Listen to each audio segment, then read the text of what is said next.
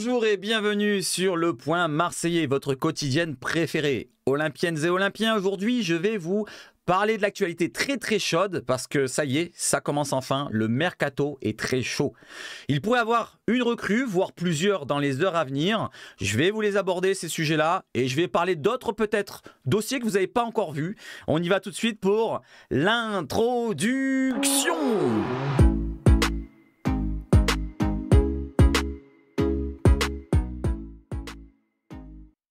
Et on y va sur quoi? On y va d'abord sur le joueur mystère, et non, le ballon. Le ballon mystère, il était où? Il était à la place E. Et c'est Loïc Davodé qui remporte donc cette place pour la roue du maillot qui se déroulera donc le 15. N'oubliez pas, hein, le 15 janvier, je ferai un live où je ferai le tirage au sort pour gagner un maillot de l'OM de cette année. On y va, on parle pour la suite maintenant, et maintenant je vous montre vite fait la réponse, parce que j'allais oublier.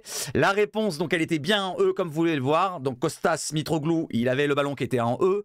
Et le joueur mystère, plutôt le ballon où il est encore une fois aujourd'hui. Cette fois, c'est Taibo, pour ceux qui ont connu ce joueur-là, nigérian. Où est le ballon? Mettez pause. Voilà, regardez à droite à gauche, c'est bon, vous êtes prêts? Et on enchaîne avec l'actu, on y va, let's go, cacao. On y va avec l'actu, avec l'éphéméride du jour, comme d'habitude.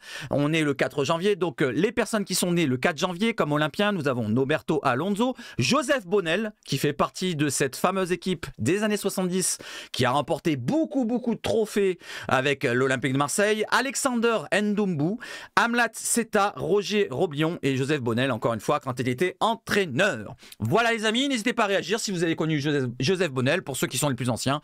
Sinon on y va et on enchaîne avec, pour bien commencer l'année, comme il nous dit l'Olympien, c'est un compte Twitter qui m'a contacté.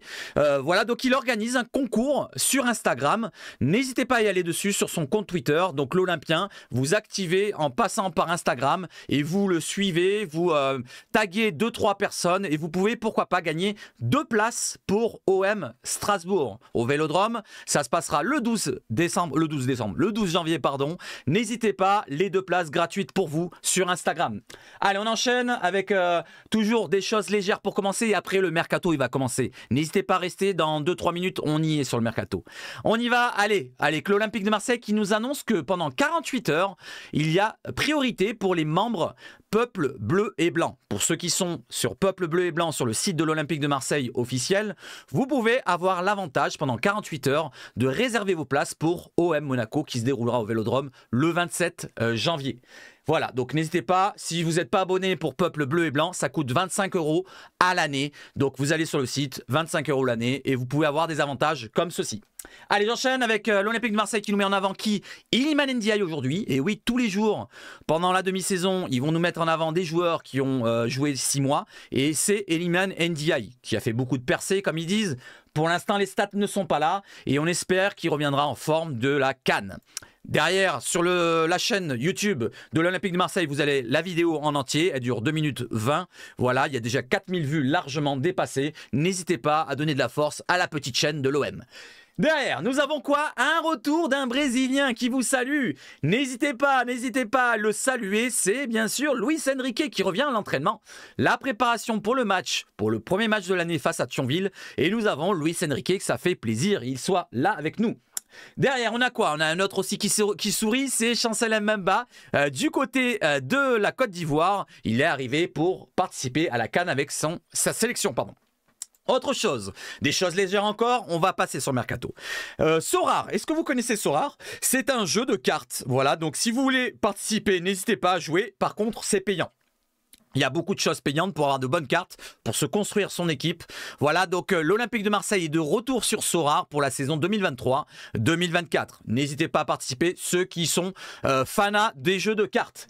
J'enchaîne derrière avec quoi? Avec un petit côté léger aussi encore, et on va passer juste derrière sur le mercato. Le petit OM qui nous relaye la Provence d'aujourd'hui, je l'ai lu. Et la Provence d'aujourd'hui, ça parle plutôt du psychologique, des préparateurs mentaux et physiques. Donc on va pas s'attarder là-dessus. Voilà, il nous précise que Jonathan Jonathan Claus, notamment, fait appel au préparateur mental et physique de Teddy Riner, Julien Corveau. Voilà, si ça vous intéresse, eh ben, on le fera en live, je vous lirai ça et on en parlera, pourquoi pas, pour les problèmes mentaux des joueurs. Allez, on enchaîne derrière avec autre chose. C'est quoi? C'est le mercato. Justement, je reviens sur la Provence. La Provence nous précise que Gattuso commence à s'impatienter sur le mercato et il réclame des recrues. Et justement, quand il réclame des recrues, la Minute OM nous relaye, selon son information, que l'Olympique de Marseille recherche un latéral gauche, on le savait, un ailier, voilà, on le savait aussi, gaucher pourquoi pas, un milieu de terrain, donc on va en parler juste derrière pour la recrue possible dans les heures à venir, et un attaquant si départ de Vitinha avec un I avant le H. Voilà, il a mis une lettre de plus, minute, reprends-toi. Allez, on enchaîne avec justement la première recrue qui risque d'arriver dans les prochaines heures. Fabien nous relaye l'équipe, c'est l'équipe qui a relayé l'information en premier. L'OM est intéressé par le milieu défensif, Lucien Agoumé, 21 ans. Les contacts avec l'Inter Milan se sont multipliés entre les deux parties autour d'un prêt avec option d'achat.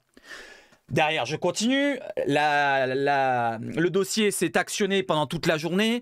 L'accord total a été trouvé entre l'Inter, l'OM et le FC Séville, qui est en concurrence avec l'OM, pour le prêt d'Agoumé. Cela dit, maintenant c'est au joueur de choisir. Le joueur décidera selon FC Inter New. C'est le site, c'est comme si vous parliez de l'Olympique de Marseille, c'est le site de l'Inter, voilà, l'officiel. Donc ils nous disent que l'accord est total, maintenant c'est au joueur de choisir entre l'OM et le FC Séville. On va préciser ça derrière, je vais aller voir, j'ai précisé GP13 qui nous montre à l'ancienne avec Alexis Sanchez quand il a signé à l'OM. Il nous avait précisé pourquoi j'ai signé à l'OM. Je vais vous expliquer. C'est Alexis Sanchez qui parle. Je ne sais pas si vous connaissez un jeune joueur français de l'Inter Milan qui s'appelle Lucien Agoumé. Il parle justement de Lucien Agoumé. Il était à l'Inter avec moi, il m'en parlait tout le temps et me disait que l'Olympique de Marseille, c'est le club numéro 1 en France, a raconté le Chilien de 33 ans.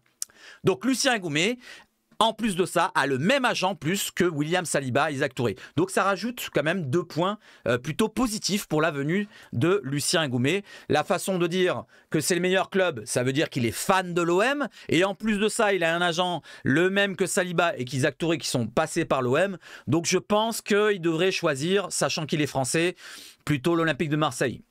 On va voir sa fiche Transfermarkt et n'hésitez pas à me dire est-ce que ça vous plaît comme piste ou pas.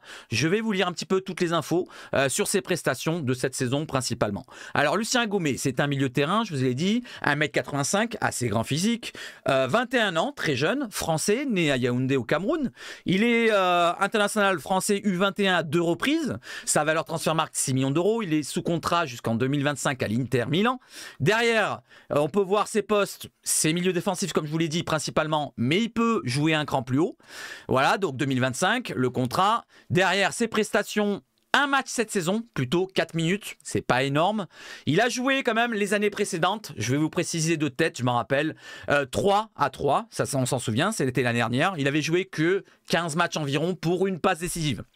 Il était aussi du côté de Brest il y a 2 ans avec trentaine de matchs à peu près, aucune stat à noter. Voilà, je ne vais pas vous le montrer, mais il n'y avait aucune stat à noter. Donc, il a été formé à Sochaux, à noter, je ne sais pas si ça vous intéresse, mais n'hésitez pas maintenant à réagir. Est-ce que Lucien Agoumé vous intéresse pour la première recrue de cet hiver? Et dites-moi les amis, si Lucien Agoumé vient, est-ce que vous pensez qu'un Nasri Ounahi pourrait partir? Voilà, sachant que c'est un milieu de terrain, il est possiblement suivi par l'Arabie Saoudite encore une fois. Est-ce que ça serait lui qui partirait ou plutôt Pape Gueye? Parce que là, ça ressemble plus dans le profil d'un Pape Gueye, milieu défensif, milieu central, plutôt qu'un Nasri Ounahi qui est un cran plutôt offensif, je pense.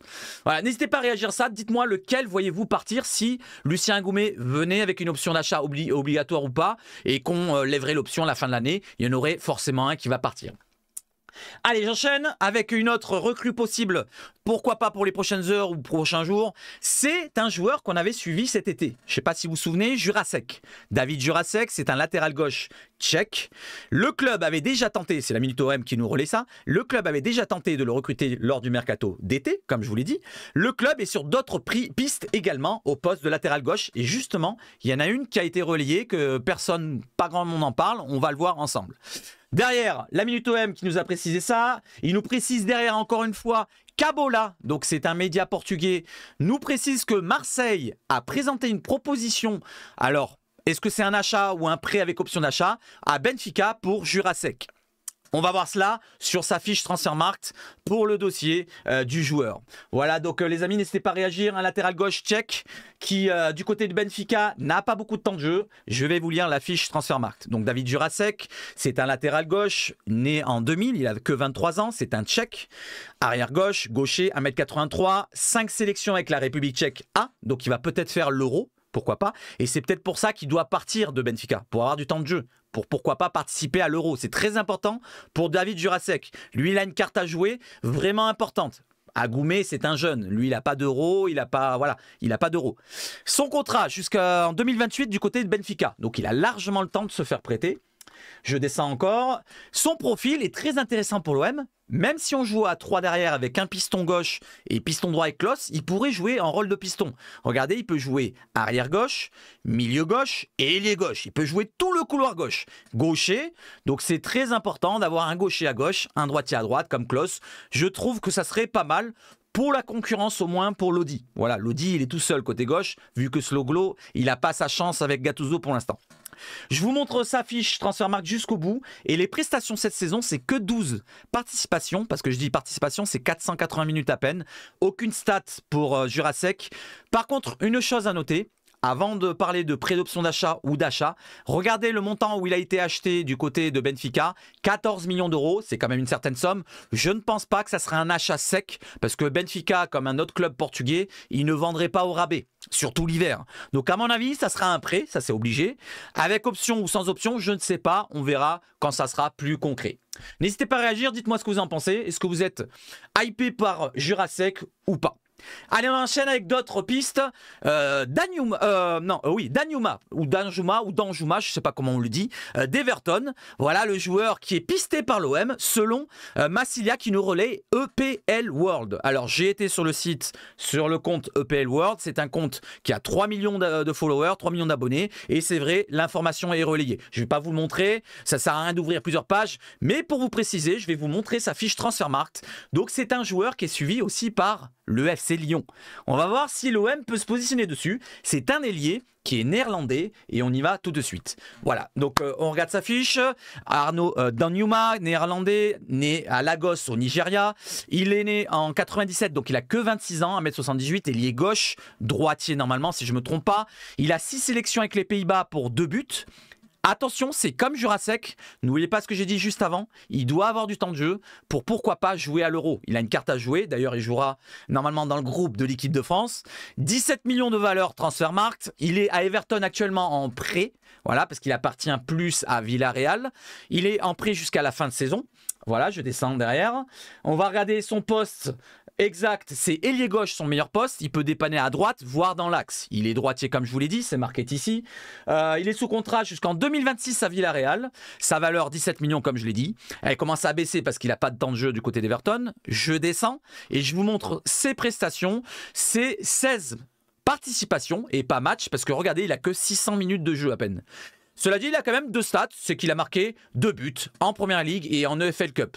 Voilà les amis, qu'est-ce que vous en pensez de Danjuma pour l'Olympique de Marseille? Est-ce que ça vous hyperait? Est-ce que ça hype comme joueur potentiel pour les postes offensifs? Je pense qu'un prêt est possible. Après, il faut voir le salaire. Je ne sais pas s'il a un gros salaire du côté de Villarreal, mais ça m'étonnerait. Villarreal, il peut ne pas proposer un gros salaire comme nous. Et derrière, il a quand même cette carte à jouer pour l'Euro. C'est très très important, n'oublions pas. Allez, j'enchaîne les amis, avec quoi? Avec un autre latéral gauche que nous relaie le petit OM. Le petit OM qui nous dit qu'il a des informations, des sources, alors on va lire ça. La piste Kevin Rodriguez, je ne sais pas si vous connaissez, c'est un latéral gauche portugais. Il est né en France, on va lire sa fiche Transfermarkt après. Il est dans les tuyaux de l'OM. En ce début de mercato d'hiver, le club olympien multiplie les pistes, comme avait dit tout à l'heure la Minute OM. Plusieurs latéraux gauche, excusez-moi la grosse bourde, sont suivis par l'OM. Peut-être que celui-là en fait partie. Et pour renforcer son arrière-garde gauche, faire un peu souffler Renan Lodi.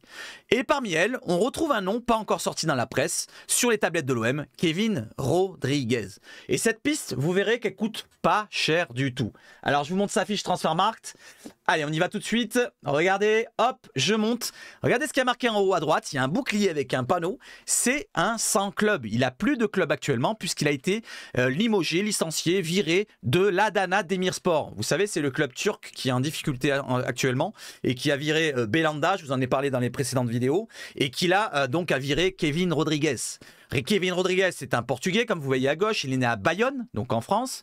Né en 94, il a 29 ans, donc il n'est pas terminado, je pense. 1m70, c'est un petit gabarit. Peut-être à la Bernat, ou comme je parlais la dernière fois, le joueur qu'on suit, là, Ravi Galan, je crois. Galan, je ne sais pas comment on dit. Arrière gauche, portugais, 3 sélections. Donc il a eu 3 sélections avec le Portugal quand même, malgré que voilà, il a 29 ans déjà, mais il a quand même 3 sélections. À noter qu'il y a des gros joueurs au Portugal. 2 millions de valeur transfermarkt, mais ça on ne le note pas puisqu'il est libre, il est sans club, donc il arriverait gratuitement, il y aurait une prime légère pour un joueur de ce calibre, je ne pense pas qu'il va réclamer 1 million d'euros. On descend derrière.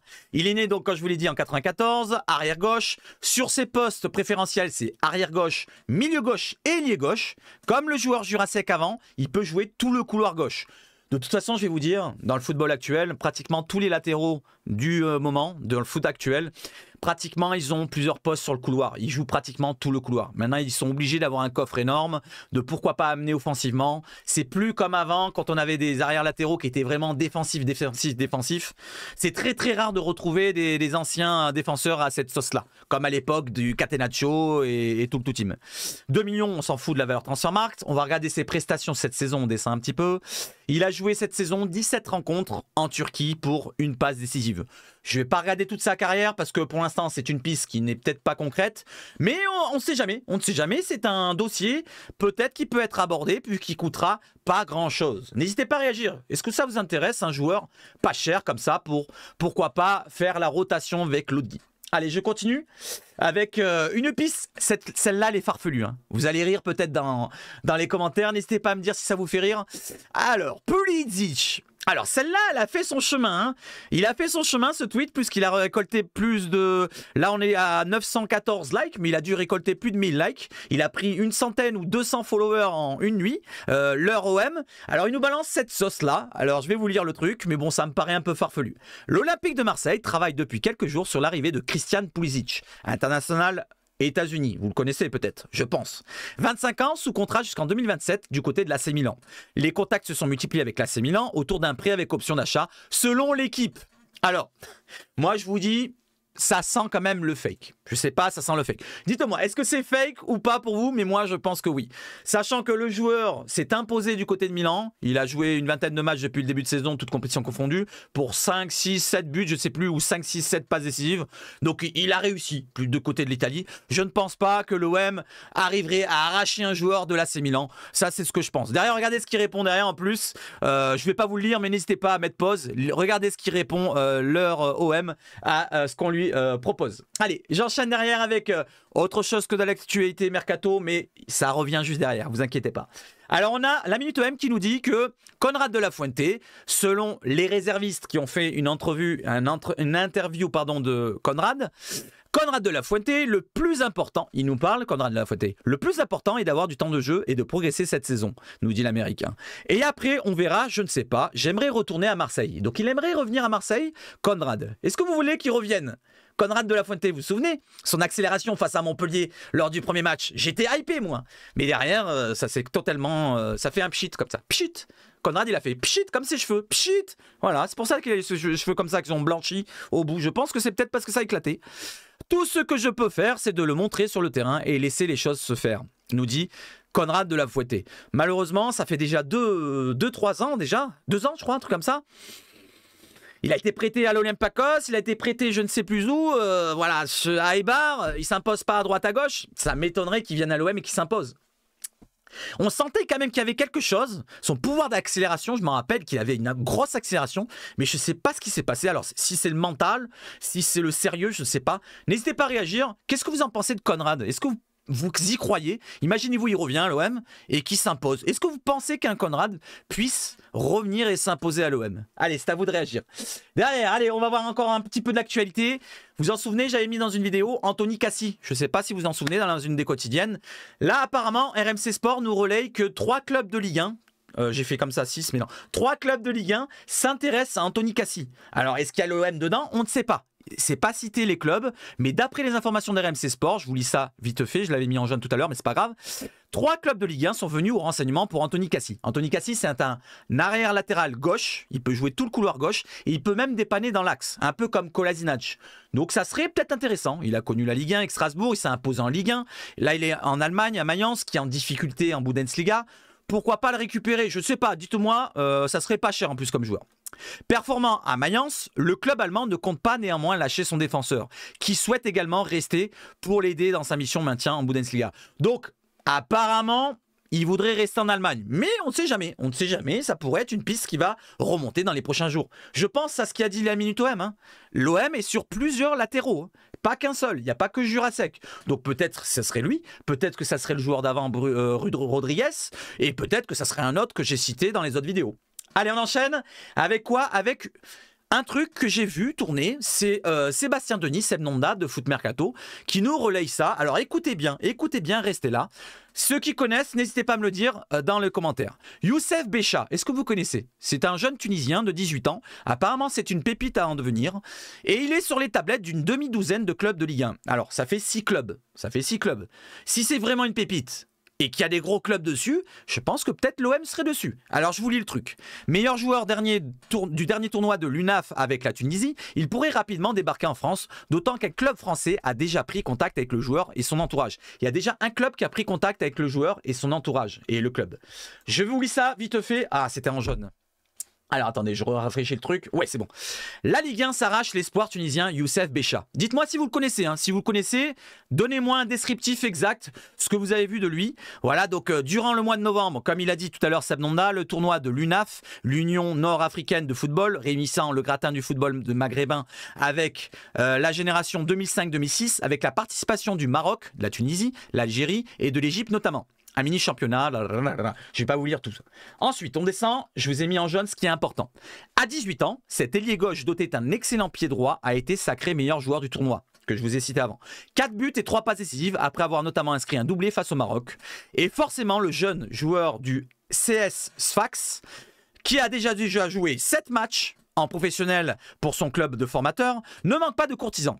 Et selon les informations de Foot Mercato, une demi-douzaine, donc 6 clubs de Ligue 1, dont, là il cite les clubs, Nice et Monaco, ont émis des rapports élogieux sur le joueur.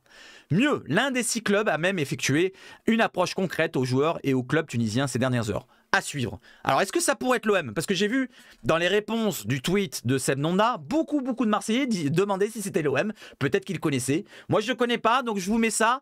On ne sait jamais si ça tombe dans les prochains jours. Comme ça, je vous les aurais mis en premier. Allez, maintenant, on passe sur de l'info pour les prochaines rencontres, les amis. Vous savez très bien que la Coupe de France arrive. On est dans J-3. Dans 3 jours, il y a déjà l'OM qui revient pour un match. Ça se passera du côté de Metz, au Saint-Symphorien, le stade que vous voyez devant. Merci BOM d'avoir mis cette belle photo, elle est magnifique. Je ne sais pas si c'est pas une fausse photo, on dirait. C'est tellement propre que on dirait que c'est faux. Le match contre Thionville se déroulera donc au stade Saint-Symphorien le dimanche 7 à 14h30 sur France 3 et beIN 2. Voilà, France 3, c'est gratos. beIN 2, normalement, ça doit être payant. Voilà, pour ceux qui sont intéressés, n'hésitez pas à venir sur mon live, je le commenterai en direct. Derrière, on a une précision pour la météo de ce jour-là, pour les Marseillais qui iront là-bas. Kai Kenza nous précise qu'il fera entre 0 et 2 degrés ce dimanche du côté de Thionville. Et derrière, il nous précise, attention, il y aura du vent, il y aura des rafales de 40 km/h. Donc attention les Marseillais, si vous allez supporter l'Olympique de Marseille, pour ceux qui vont se déplacer à Saint-Symphorien, couvrez-vous les glaouis, Voilà, faut pas que ça tombe. Hein. Voilà, on est en mois de janvier, là ça commence à cailler.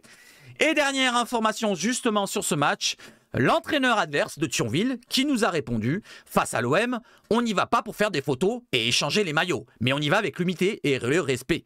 Si d'autres clubs amateurs l'ont déjà fait, il n'y a pas de raison sur un match d'arriver à créer l'exploit. Voilà, lui il veut créer l'exploit face à l'OM. Est-ce qu'on doit trembler face à Thionville ou est-ce qu'on doit les écraser? Voilà. Moi je veux les écraser. Voilà, je veux que l'OM leur marche dessus directement. Si on doit en mettre, comme je vous l'ai dit, 5, 6, 7, 8 en 10 minutes, il faut les mettre. Si on doit en mettre 15, il faut les mettre les 15. Peu importe. Voilà, faut respecter l'adversaire en leur mettant la pine. Voilà. N'hésitez pas à me dire ce que vous en pensez. Est-ce qu'il faut tranquillement partir doucement vu que c'est le premier match ou alors écraser directement? Allez, la dernière info, c'est quoi? C'est juste pour le petit plaisir, pour faire chier un petit peu les puputes. Regardez bien, Voilà, c'est Bashfoot qui a tweeté ça hier. Sérieusement, respectez-vous et crachez avant d'y retourner en parlant de la Ligue 1 qui a en bouche les Parisiens, si vous voyez ce que je veux dire, pour le trophée des soi-disant des champions qui s'est déroulé au Parc des Princesses, voilà, dans leur poubelle géante. Et derrière, dès qu'ils ont marqué les puputes, la Ligue 1 qu'ils ont commencé à gober un petit peu les Parisiens. Regardez, ils mettent ensemble. Comment ça se fait ? Normalement, la Ligue 1 doit supporter autant Toulouse que les puputes. Je sais pas moi, que Paris. Ça doit être neutre. Ça, la Ligue 1, faudra nous l'expliquer au bout d'un moment. Là, vous cachez même plus là devant tout le monde. Ils disent ensemble, tranquille, ensemble. Ils marquent Paris. Oh, on est ensemble avec Paris. Je sais pas, je comprends pas moi. Voilà, n'hésitez pas à me dire ce que vous en pensez sur cette dernière actualité, les amis. Je reviens ici. On va se quitter sur ça. On se retrouve donc demain matin. N'hésitez pas, donnez de la force. La vidéo d'hier qui a pas bien fonctionné, je pense, parce que j'étais fatigué, j'ai beaucoup bégayé. Là, j'ai un peu moins bégayé, je trouve que j'étais un peu plus en forme. J'espère que le contenu vous a plu. Donc, on se retrouve demain. Vive le foot chez Bashfoot. Et surtout, allez l'OM!